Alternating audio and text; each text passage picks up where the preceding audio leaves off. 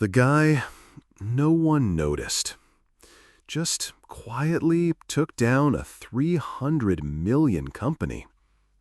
He didn't yell. He didn't threaten to sue. He didn't even write a dramatic goodbye email. He just left.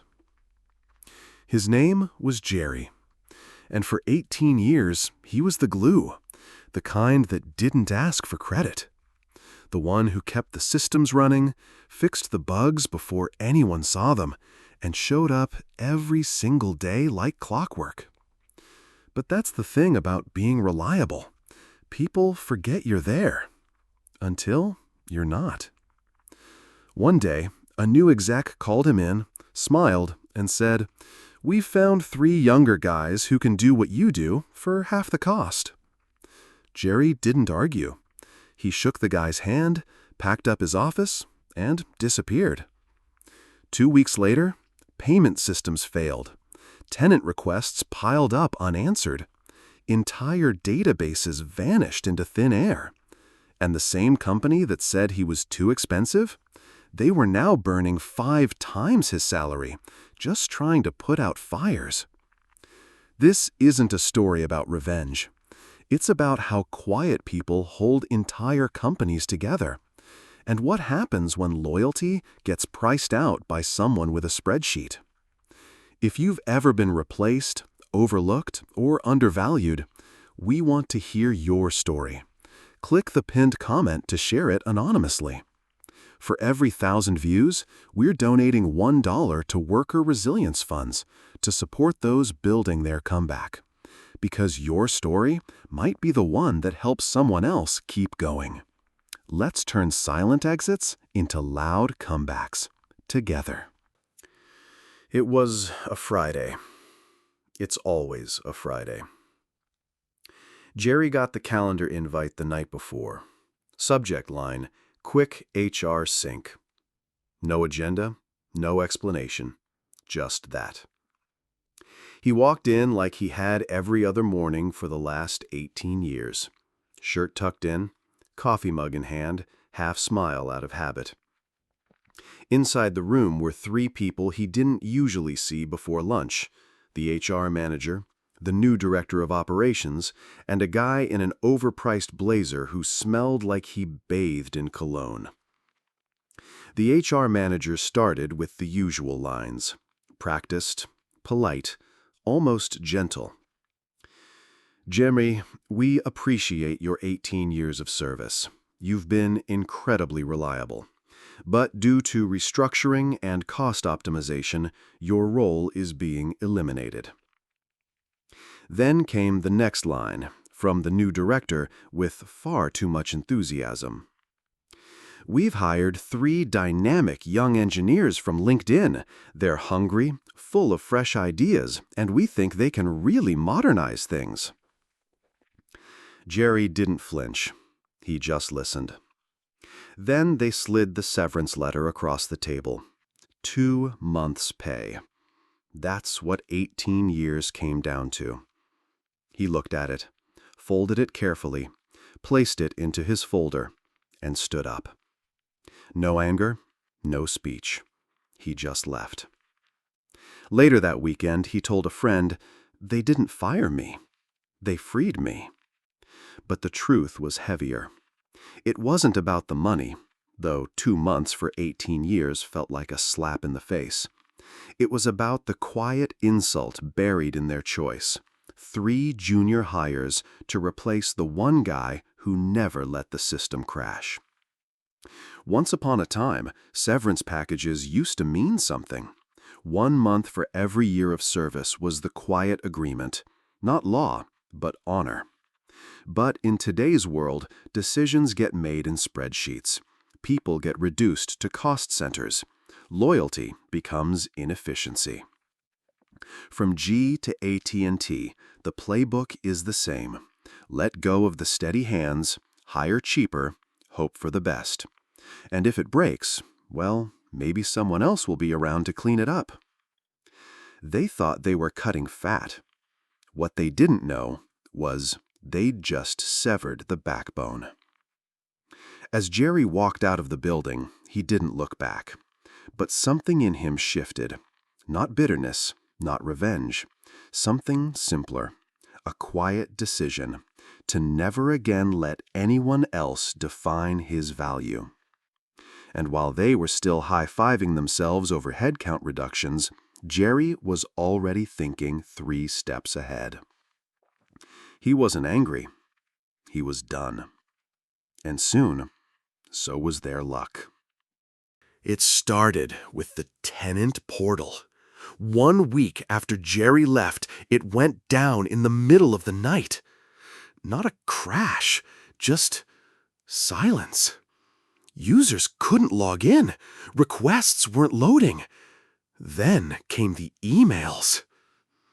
The next morning, the building manager walked into the office, smiling like it was just another Tuesday, until she tried to pull up the maintenance dashboard and saw a blank screen.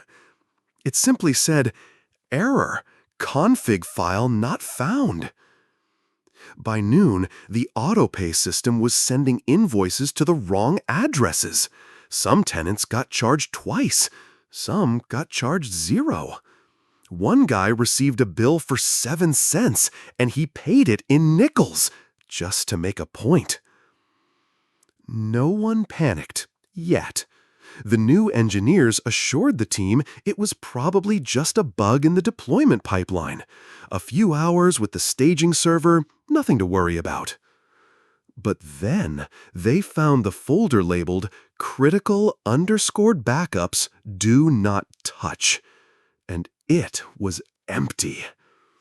They called the director. He called the developers. One of them leaned back in his chair and said, "Does anyone know what this script does?" He was pointing at a 14-line command file labeled .heartbeat.sh. No one did. Not even IT. Somewhere on the other side of the city, Jerry was in his backyard, barefoot, planting cherry tomatoes. His phone was on silent. His hands were in the dirt.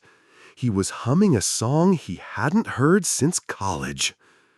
He didn't even know anything was broken. But everything was. Because what the new hires didn't understand, and what the director hadn't bothered to ask, was that Jerry didn't just write code.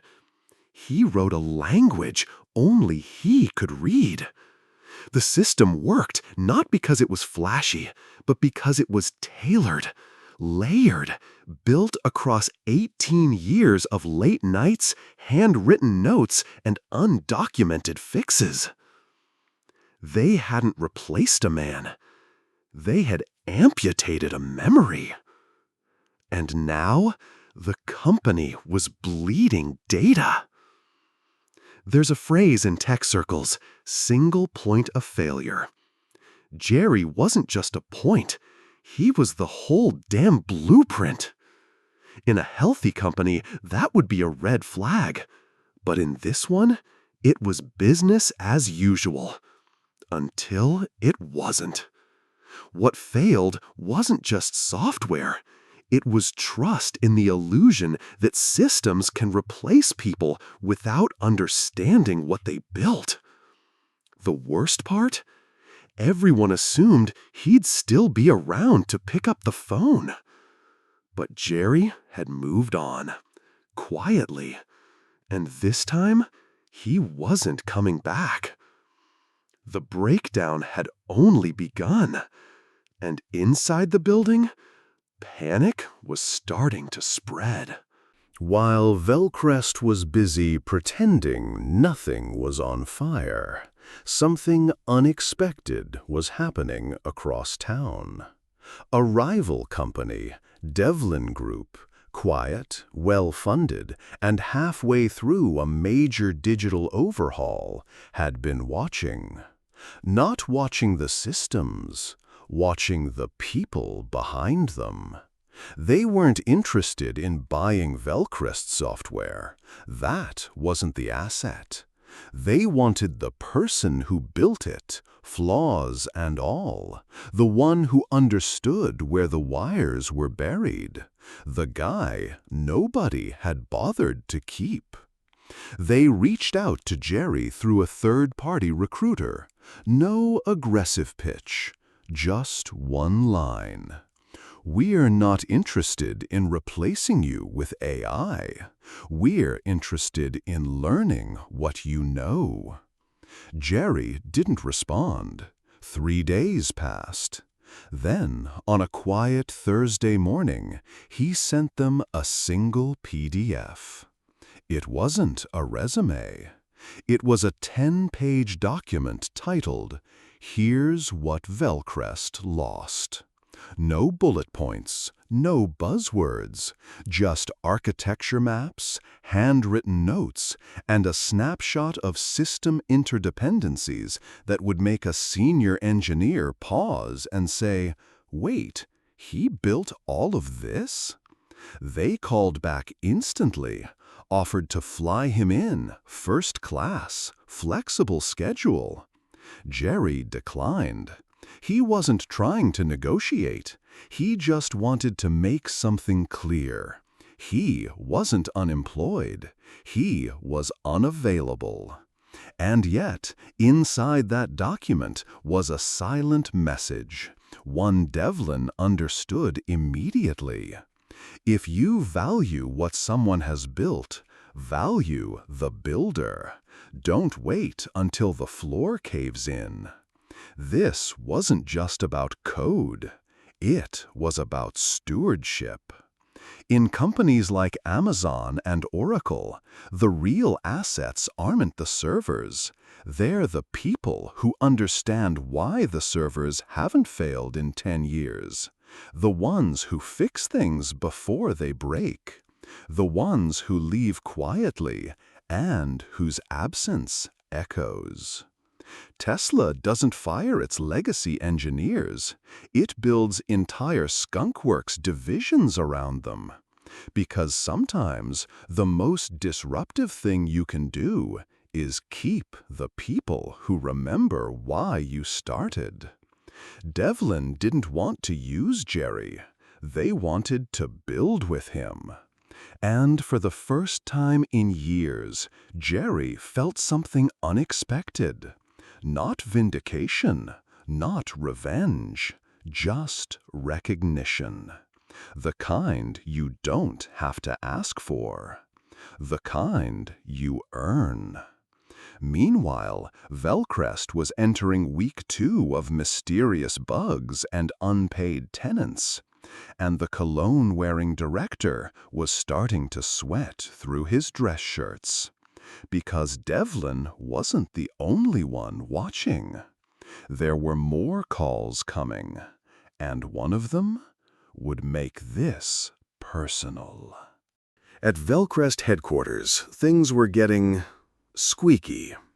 The customer complaints weren't just piling up anymore. They were getting forwarded to the CEO's inbox. Payments were bouncing.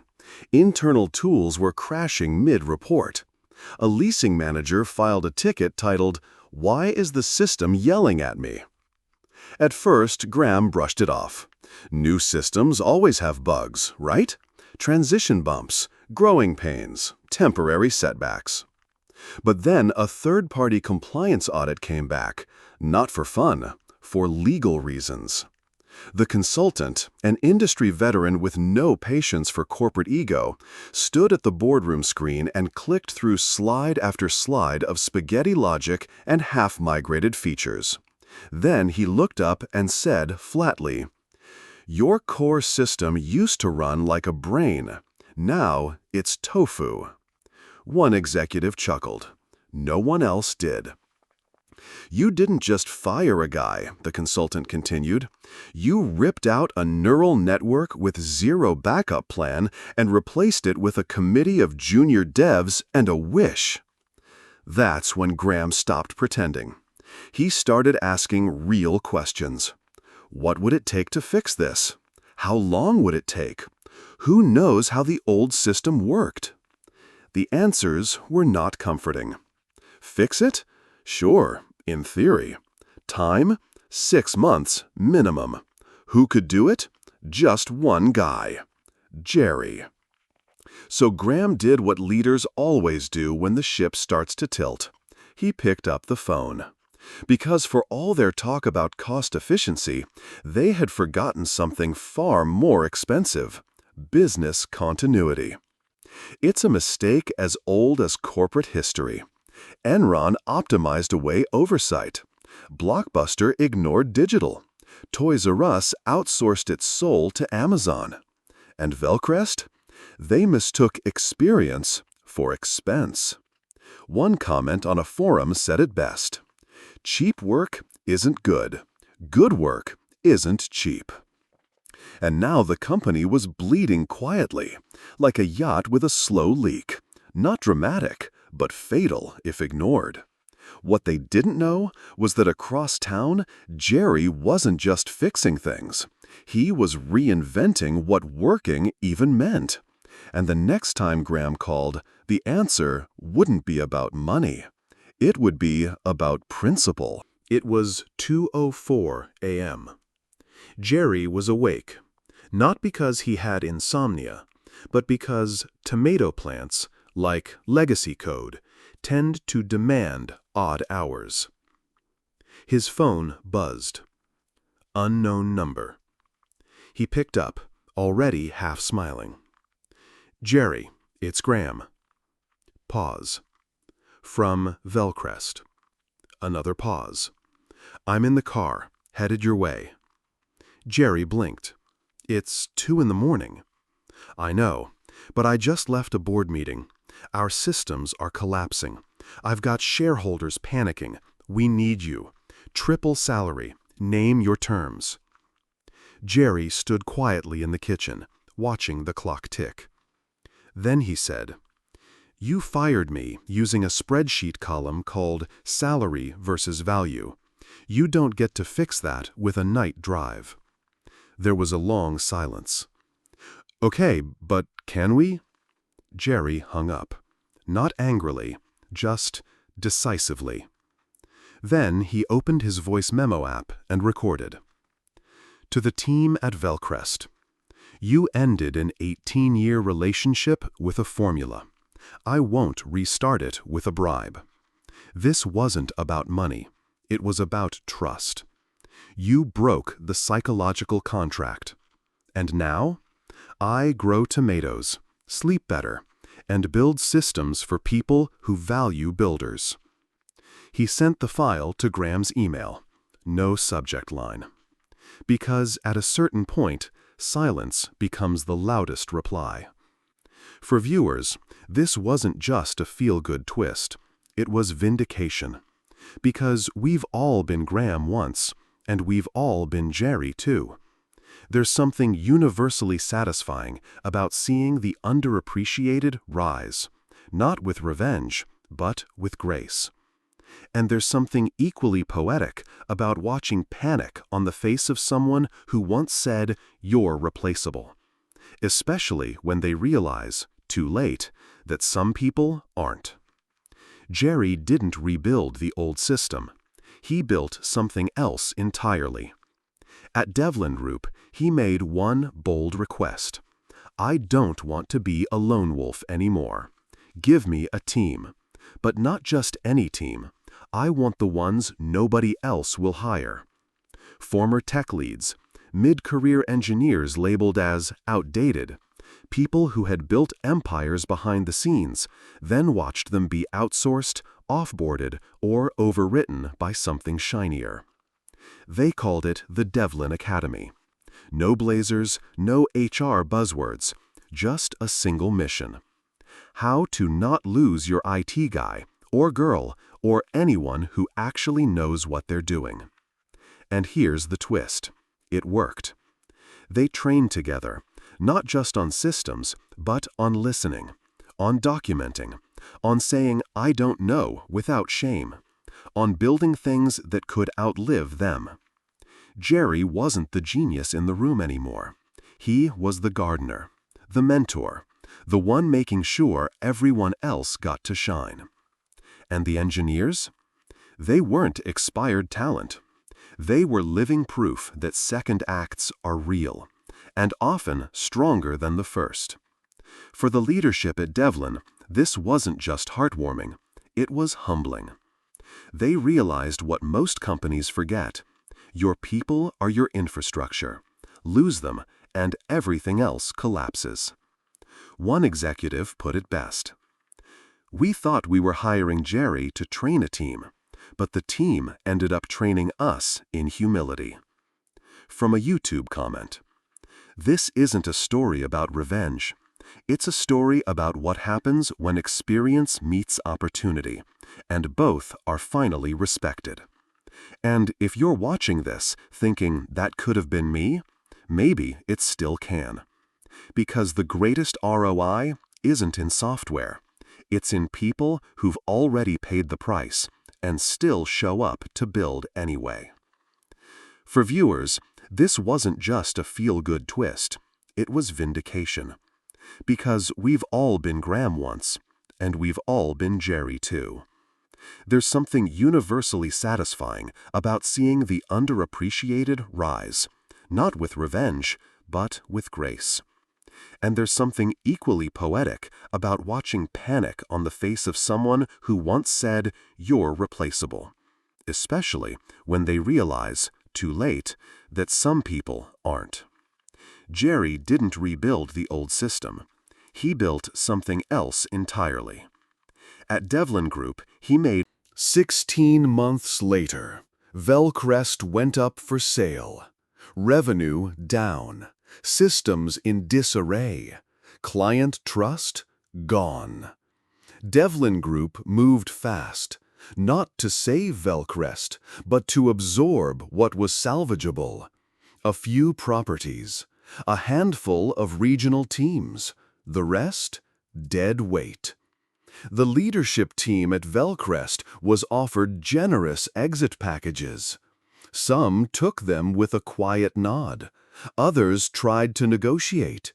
One exec reportedly asked, "Can we stay on in advisory roles?" The answer was short, "Thank you," and no. Jerry didn't need to attend the final transition meeting. He wasn't even required to show up, but he did. Same building, same boardroom, different power dynamic. Graham was still there, temporarily, helping hand over the remains. Jerry walked in, calm as ever, set down a small folder and said, "You didn't fire an engineer. You fired your institutional memory, your continuity, your resilience. You fired the one guy who built the thing you couldn't understand, and then replaced it with 3 interns and a hope. So yeah, you fired the wrong guy." No shouting, no drama, just facts. Across social media, people loved this moment. Comments poured in. "This is better than any Netflix finale. My whole office watched this together. Justice has never been this satisfying. This is for everyone who ever got cut to streamline costs." Because this wasn't just a corporate acquisition. It was karma in a suit and tie. The story had come full circle, and Jerry didn't just survive, he outlived, outbuilt, and outclassed. For Devlin, it wasn't about revenge. It was about rebuilding trust from the ashes of arrogance. And for Jerry, well, he still watered his tomatoes, but now he also taught a new generation how not to repeat the same mistakes.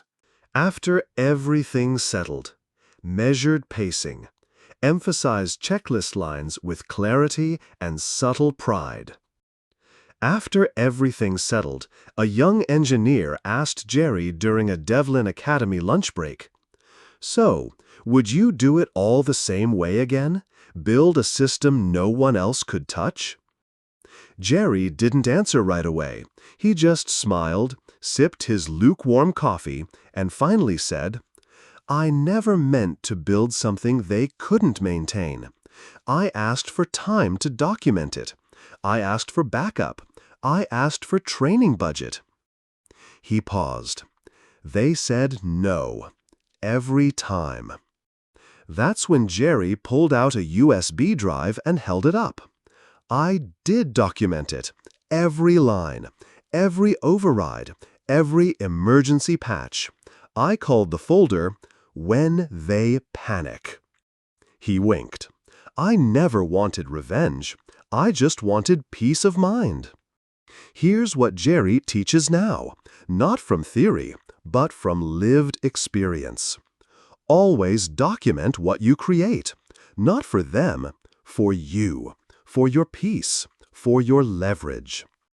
Never train your replacement before you're replaced. If they want you gone, let them figure it out without a blueprint. Be ready to leave with dignity. Have your resume, your files, and your boundaries ready. If they say you're too expensive, translate it. What they mean is, we don't understand your value. And perhaps Jerry's most viral-worthy line of all, never be indispensable without insurance, because they'll forget everything you did until everything breaks. In the comments, one viewer wrote, "I screenshotted that checklist. This is better than any HR manual." Another said, "Jerry didn't just drop truth. He gave us the playbook." And here's the deeper truth. Being irreplaceable isn't the goal. Being respected is. Nostalgic and quietly triumphant. Let the hope and inspiration rise naturally. Slight smile in your voice by the final lines. Jerry never planned to go public. He wasn't the type to post long rants or dramatic videos. But one afternoon, between mentoring sessions and watering tomatoes, he sat down and wrote something simple. It was titled, "They fired me for being too old. Now they pay my invoice." In 3 hours, the blog hit 100,000 views. By the end of the week, it had 5 million shares. Clips of Jerry reading his post made it onto podcasts, reaction videos, and even a late-night show. Some called it the most satisfying takedown in corporate history. Others just nodded along and said, "Been there." In the post, Jerry didn't gloat. He didn't name names. He just told the truth.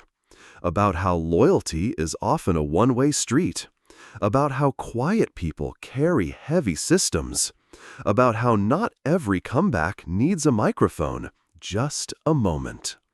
And he ended it with this: "Don't chase revenge. Just build something they'll regret not being part of."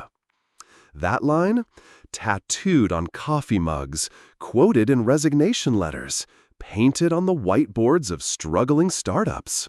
Because Jerry's story wasn't just about code or companies. It was about worth and the long game of dignity. So, if you've ever been told you're replaceable, send this to your old boss. And if you're still building in silence, somewhere between burnout and brilliance, your day is coming. Tell us your story, anonymously, safely, and honestly. Fill out the link in the pinned comment, and we may share your story with the world, just like Jerry's. For every 1,000 views, we'll donate $1 to a fund supporting those who've been pushed aside too soon. Because everyone deserves a second act. And sometimes it starts with a blog post.